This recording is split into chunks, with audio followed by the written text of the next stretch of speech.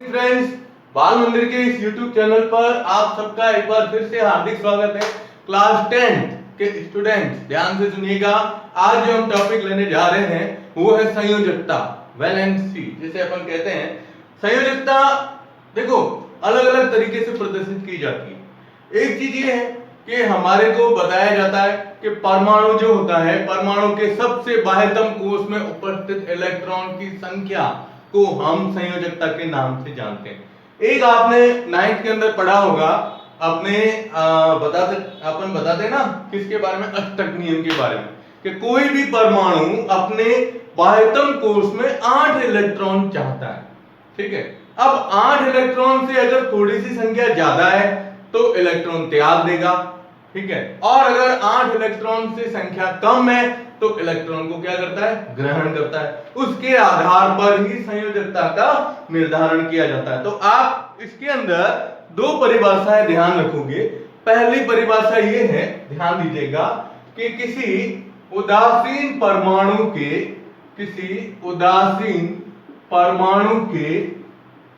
सबसे बाह्यतम कोष में उपस्थित, सबसे बाह्यतम कोष में उपस्थित इलेक्ट्रॉन की संख्या, कोष में उपस्थित इलेक्ट्रॉन की संख्या क्या कहलाती है, संयोजकता कहलाती है। ये तो अपने एक परिभाषा हुई, संयोजकता कहलाती है। ओके, अब ये तो है संयोजकता की परिभाषा। ठीक है, अब आप इसको दूसरे तरीके से अगर प्रदर्शित करना चाहें तो ये भी बता सकते हैं कि कोई परमाणु, अथवा या तो ये बताओ या ये बताइए, अथवा में कि कोई परमाणु अपने बाह्यतम कोष में या अपने बाह्यतम कोष में 8 इलेक्ट्रॉन चाहता है तो उसके द्वारा 8 इलेक्ट्रॉन की पूर्ति के लिए, इलेक्ट्रॉन की हम ये कह सकते हैं पूर्ति के लिए, वह जितनी संख्या में इलेक्ट्रॉन ग्रहण करता है अथवा त्यागता है, उस इलेक्ट्रॉन की संख्या को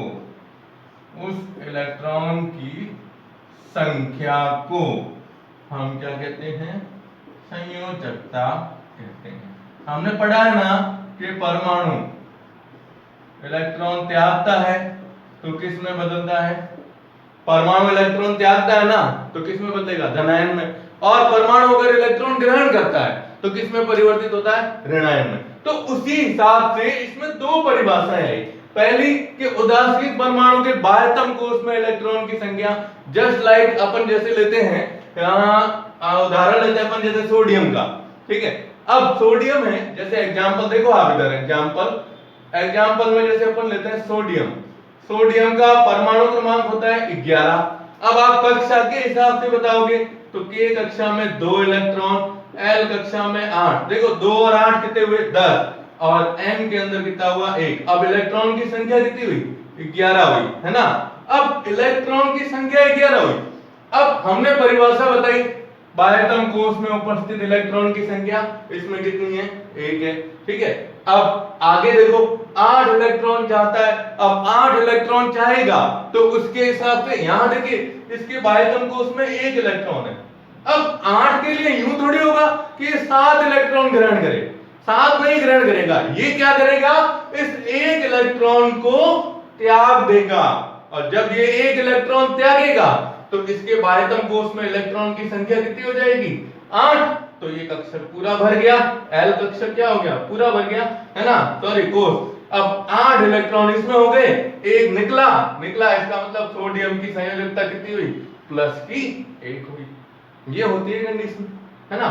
और जैसे क्लोरीन का उदाहरण आपने पढ़ा है, मैग्नीशियम का उदाहरण लेते हैं, मैग्नीशियम 12 होता है तो इधर 2 होते हैं, 2 त्यागेगा।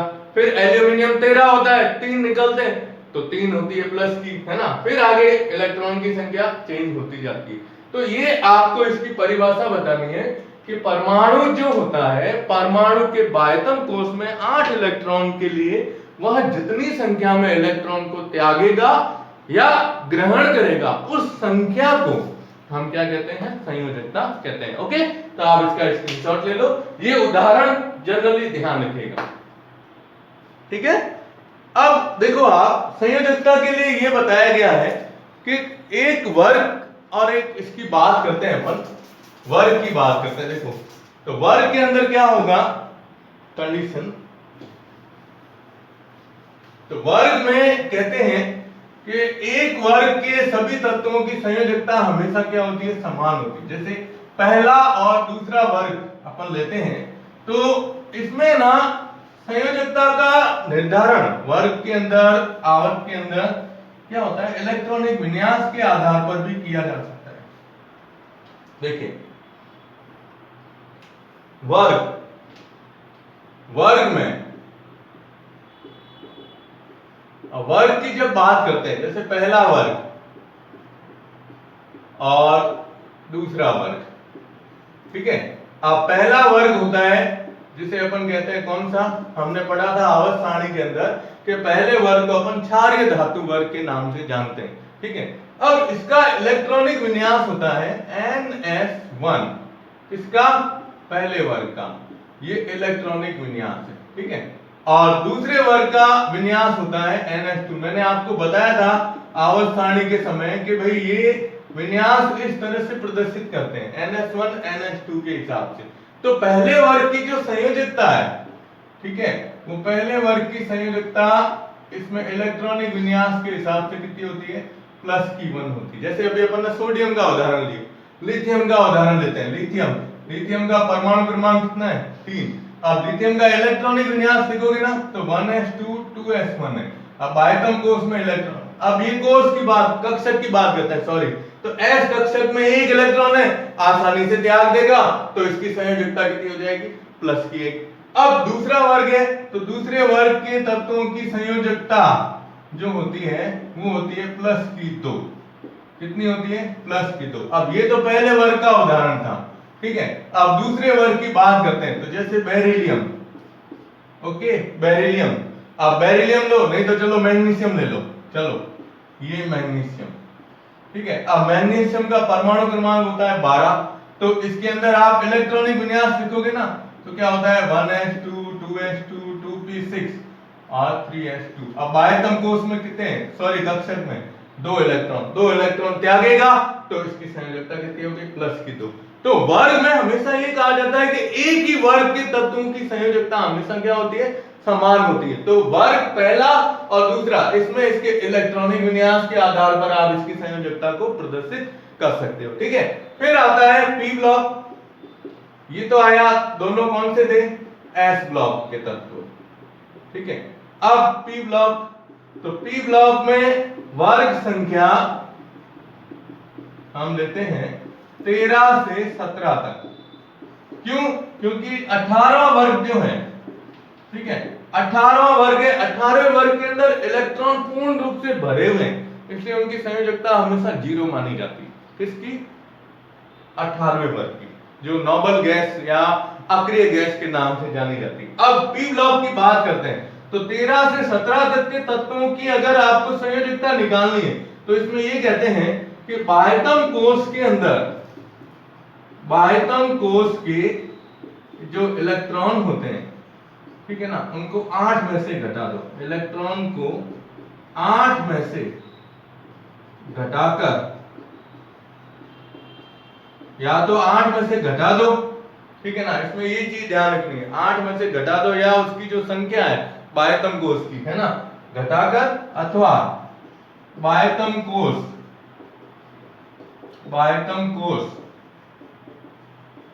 में इलेक्ट्रॉन की संख्या जो होती है उसको ही संयोजकता द्वारा प्रदर्शित किया जा सकता है। जैसे बोरॉन है, बोरॉन 13वें वर्ग का तत्व है, एल्यूमिनियम है ये भी 13वें वर्ग का तत्व है। तो बोरॉन की जब बात करते हैं या एल्यूमिनियम की बात करते हैं, अब एल्यूमिनियम का परमाणु क्रमांक कितना है 13, तो इसका विन्यास लिखोगे 1s2, ये 2s2, 2p6, 3s2 और 3p1। अब देखो 2 4 6 10, 2 12 और 1 13। अब आयतन को इसमें ये 3 हो सकते हैं, क्योंकि ये जैसे 6 आएगा ना, तो यहां तक अगर अपन देखते हैं तो कौन सी गैस होती है, नियॉन गैस होती है, तो इसलिए 3 होते हैं। 13 है ना, तो यूं देखो 2 8, 2 और 8 10 और 3 13, तो बाह्यतम कोश में इलेक्ट्रॉन कितने हैं 3 है, तो 3 इलेक्ट्रॉन ये आसानी से त्यागता है। तो 13वां वर्ग है इसकी 3, 14वां वर्ग है इसकी 4, 15वां वर्ग है तो वापस माइनस में हो जाएगी, 16वें वर्ग की वापस माइनस में हो जाएगी, 17वें वर्ग की माइनस में हो जाएगी, और 18वां वर्ग जो होता है। तो इसमें ये आपको ध्यान में रखना है कि पी ब्लॉक के अंदर देखो, मैं आपको एक सिंपल सा बता देता हूं, 13वां वर्ग है इसकी लगभग सब में होती है +3, 14वां वर्ग होता है इसमें होती है 4, अब इसमें प्लस माइनस दोनों हो सकती है, ये ध्यान रखिएगा, ठीक है।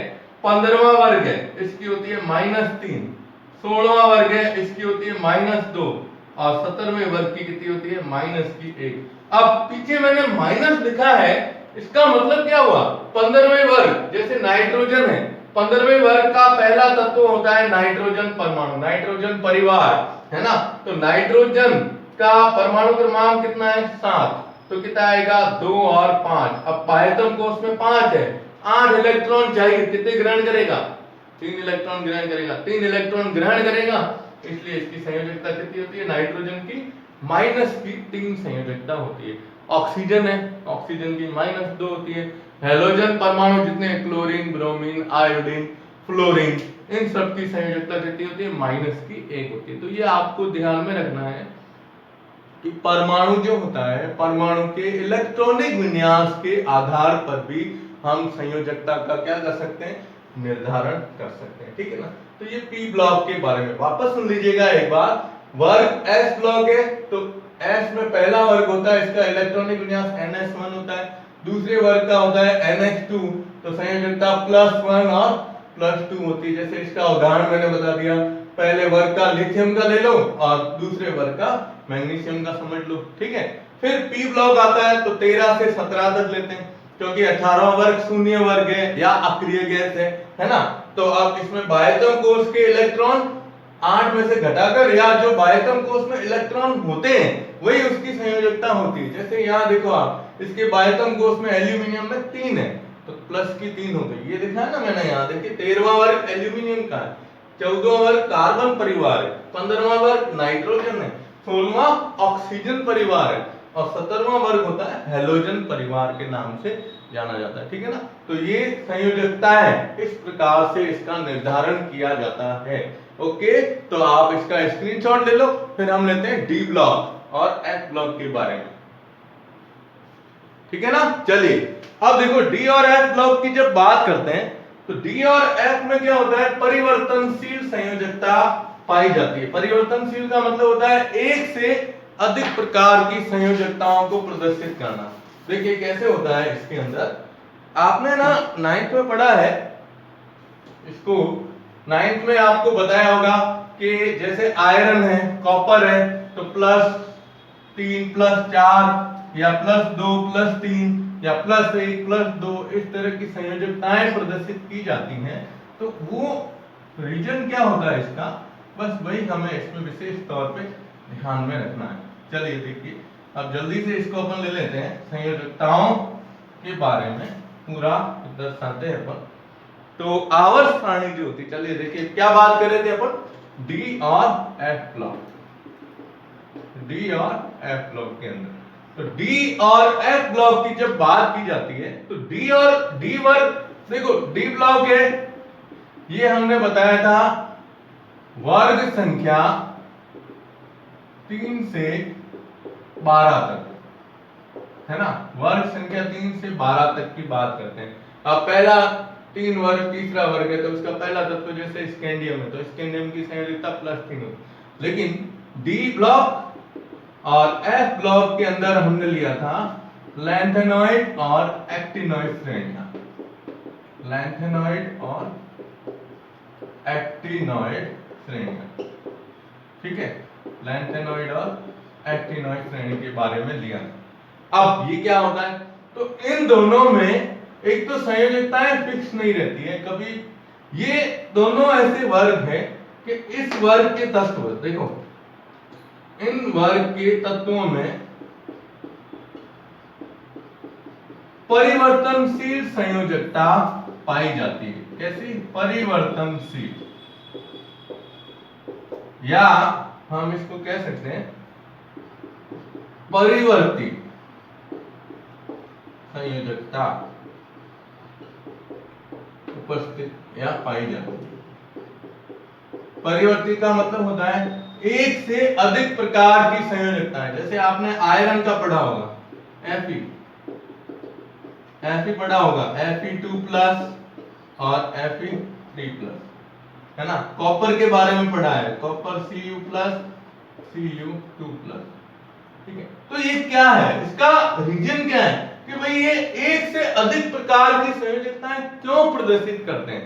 इसका रीजन ये है कि इनमें रिक्त D और F कक्षक उपस्थित होते हैं। मैंने आपको बताया था इनका नाम, D कक्षक को या D ब्लॉक के तत्वों को संक्रमण तत्व कहते हैं, है ना, संक्रमण तत्व। और F ब्लॉक के तत्वों को अंतः संक्रमण तत्व कहा जाता है ना। तो संक्रमण का मतलब क्या होता है? ट्रांसिशन। ट्रांसिशन का मतलब ये हुआ कि एक ही कक्षक के अंदर इलेक्ट्रॉन का एक ही ब्लॉक में एक से दूसरे में जाना। जैसे आप एक जनरल चीज देते हैं, अपने बेंच है, बेंच पे जैसे स्टूडेंट बैठते हैं, तो हमारे बेंच के अंदर जैसे आप बेंच पे बैठे हो, तो मान लो 4 स्टूडेंट की जगह या 5 स्टूडेंट की जगह मान लेते हैं। अब 5 में से पहला और दूसरा क्रम से बैठ गए, ब्लॉक बनाए हुए थे। जैसे देखो ये ना 5 ब्लॉक है, 1 2 3 4 और 5, और आगे जैसे एक ब्लॉक है जिसमें 2 स्टूडेंट बैठे हैं और इसके अंदर एक ही है। अब ये दोनों ब्लॉक एक रो में है, ठीक है। अब जच्ची ये है कि ये वाला बंदा कहे कि यार अपन दोनों पास पास में बैठे और इधर ये इतनी जगह खाली है, तो मैं यहां से उठकर इसमें चला जाता हूं। अब ये यहां से इधर गया तो इधर कितना रहा बंदा? 1। अब इसमें कितने हो गए? ये ब्लॉक में कितने थे? 1 2 3 4 और 5 है। पहला इधर बैठा था, इधर वाला इधर आया, है ना। तो अब देखो, पहले ये क्या होता है? इलेक्ट्रॉन होते हैं। इलेक्ट्रॉन का मतलब ये होता है कि S कक्षक होता है जिसमें 2 इलेक्ट्रॉन होते हैं, और D में वैसे 10 इलेक्ट्रॉन पाए जाते हैं, लेकिन इसमें कितना है? एक ही इलेक्ट्रॉन है। तो ये वाला इलेक्ट्रॉन इधर आया तो कितने हो गए? ये देखो पहले जोड़े में थे, अब क्या हो गए? अलग अलग हो गए, तो पृथक पृथक हुए ना, तो ये इलेक्ट्रॉन की संख्या ही उसकी संयोजकता हो जाती है। तो आयरन लो, ठीक है, कॉपर लो, या इसके अलावा मैंगनीज होता है, एक धातु होती है, मैंगनीज +7 तक दर्शाता है। मैंगनीज की आप बात करूं ना मैं, तो आप सोचोगे ये कैसे हो रहा है? मैंगनीज में +1 +3 +5 +7, ये संयोजकता कितनी होती है इसकी? मैंगनीज की +7 तक दर्शाता है। उसका रीजन क्या है कि ये इलेक्ट्रॉन ऐसे आगे से आगे एक ही ये D कक्षक के अंदर चलते हैं। D में 10 इलेक्ट्रॉन भरे जाते हैं, तो ये इस तरह से खाली जगह होती है ना, तो इसमें इलेक्ट्रॉन आगे से आगे जाते हैं, जिसके कारण ये। अब इसमें भी नियम है, कम संयोजकता वाले नाम के पीछे अस लगता है ना। यानी जैसे ये है Fe2+, इसको फेरस बोलते हैं, और Fe3+ को फेरिक बोलते हैं। कम, अब दोनों में जो कम संयोजकता है ना, उसके नाम के पीछे अस लगाया। आयरन को क्या कहते हैं? फेरम। Fe को क्या बोलते हैं आप? फेरम। तो फेरम से बना फेरस और फेरिक। अब ये कॉपर है तो इसको कहते हैं क्यूप्रस, और इसको क्या बोलेंगे? क्यूप्रिक। क्या नाम देंगे? क्यूप्रिक, ठीक है ना। तो ये संयोजकता के बारे में आपको ध्यान में रखना है कि वर्ग, एक ही वर्ग के सभी तत्वों की संयोजकता हमेशा क्या होती है? समान होती है। लेकिन आवर्त में बाएं से दाएं जाते हैं, तब जैसे जैसे आकार परिवर्तित होता जाएगा, इलेक्ट्रॉन की संख्या बदलती जाएगी, वैसे वैसे इनकी संयोजकताओं के मान भी क्या हो जाते हैं, परिवर्तित होते रहते हैं। ठीक है, तो आप इसका स्क्रीनशॉट ले लो। ओके, अब हम इसमें एक छोटी सी परिभाषा ले लेते हैं। देखो संयोजकता के बारे में ये आप ध्यान रखिएगा। ठीक है, चलो आज ये संयोजकता वाला टॉपिक है और इसके साथ में एक और टॉपिक ले लेते हैं छोटा सा, वो है सहसंयोजक और वैन डर वाल्स त्रिज्या। देखो सहसंयोजक बंध के बारे में भी आपको जानकारी होगी कि सहसंयोजक बंध क्या होता है कि जब कोई भी दो परमाणु परस्पर समान इलेक्ट्रॉन का साझा करते हैं तो उस प्रकार के साझे से बने बंध को सहसंयोजक बंध कहा जाता है। क्या कहा जाता है? सहसंयोजक बंध। ठीक है, चलिए अब इसके बाद आपकी किताब में पॉइंट दिया हुआ है परमाणु आकार। तो परमाणु आकार के बारे में आप जानते हो कि आवर्त में बाएं से दाएं जाएंगे, आवर्त में बाएं से दाएं जाना,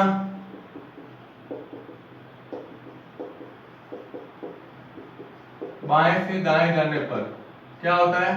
आकार कम होता है। और वर्ग में ऊपर से नीचे जाने पर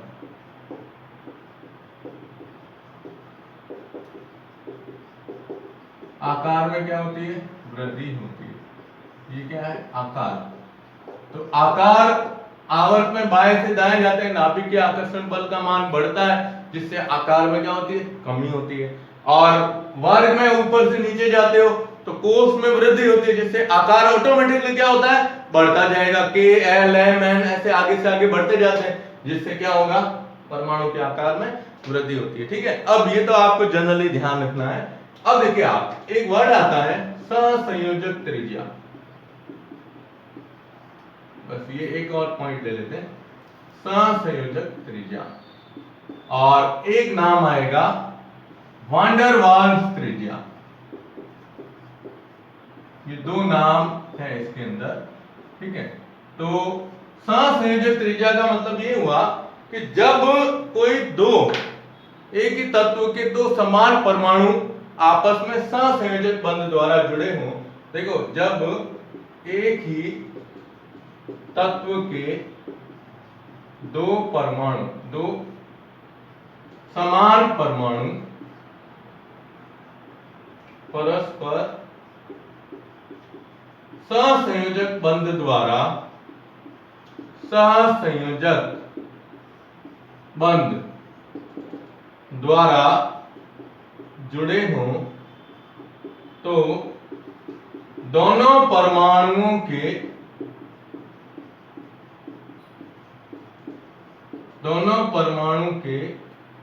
नाभिकों के बीच की दूरी का, नाभिकों के बीच की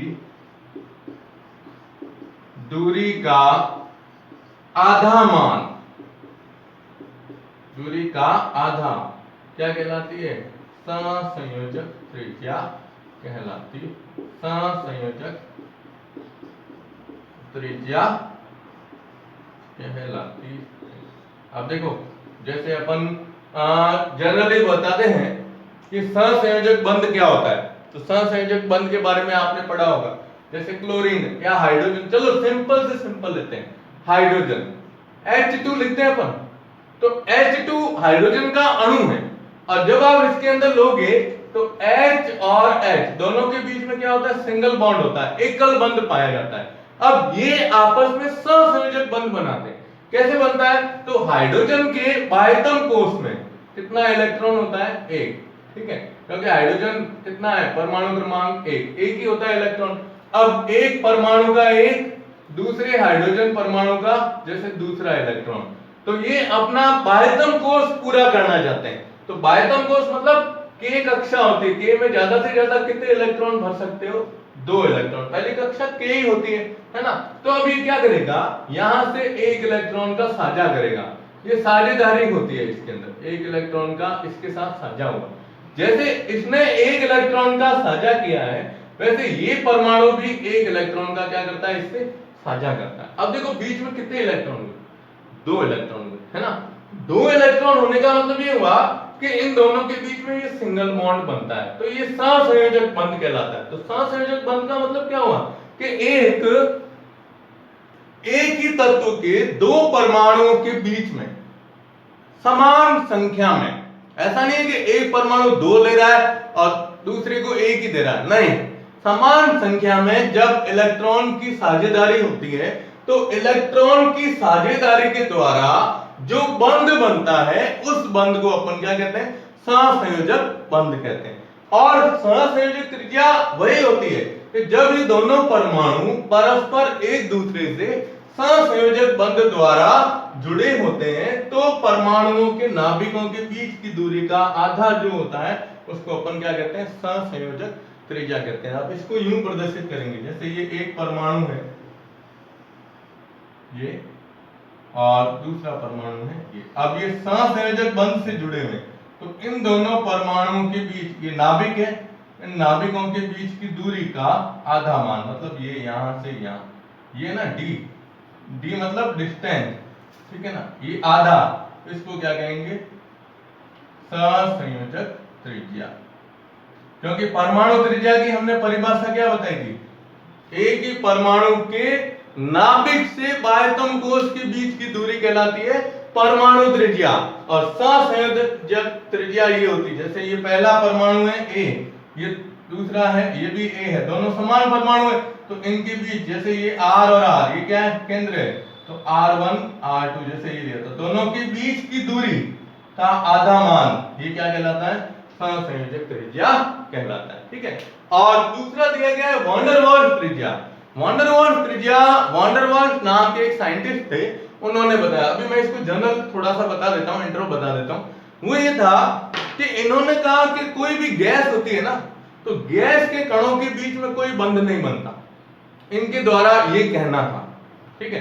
तो वॉन डेर वाल्स त्रिज्या में यहां पर जो आपको बताया गया है 10th क्लास के हिसाब से, वो है कि ठोस अवस्था जो होती है, ठोस अवस्था में पदार्थ जो होता है, पदार्थ के अंदर जो अणु पाए जाते हैं, उन अणुओं में जो परमाणु है वो किसी भी बंध से जुड़े हुए नहीं करते। यानी जब आप देखो यहाँ एक सहसंयोजक बंध है ना, इसलिए आपको ओवरलैपिंग हो रही है।